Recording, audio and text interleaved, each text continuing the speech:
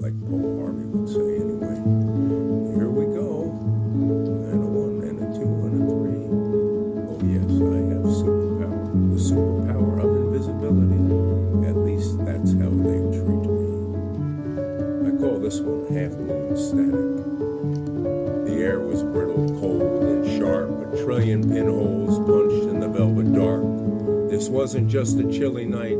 This was the edge, where the great cosmic theater tore its scrim.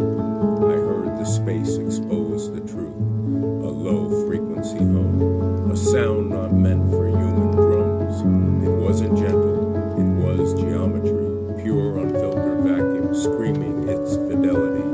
And suddenly the comfortable, the soft blanket of the stars was just a stage prop rattling off its rusty bars. Fabricated sky, was it all a lie? Sacred suppression, that doctrine they sold. No fingerprints, no motive, nothing brave or bold. They wiped the safe clean. No victims, therefore no score. Zeroed out the casualty count, bolted the door. If nothing bled, then nothing matters, right? We feast on the phantom of the glorious endless fight. Swing faster, pendulum. The rhyme is broken.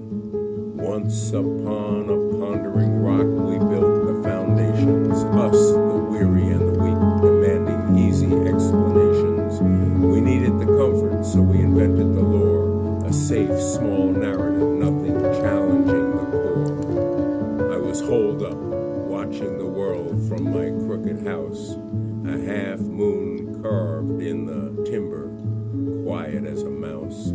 The truth was leaking through the cracks in a cheap wood. The first sharp thought, it was a conscious lie. A shared sleep, a universal profound maybe. Up on the ladder, down the shaft, we fear the engine of our own capacity, the fear of free fall, the terrifying scope, the initial gravity. We straitjacketed the mind, lock down the aperture, insist on the neat and tidy, the familiar signature.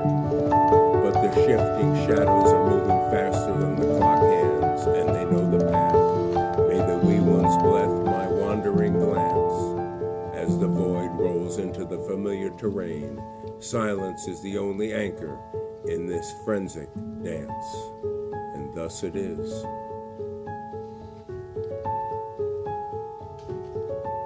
I'll tell you how I melted an ice cube by just staring at it. I was in the kitchen.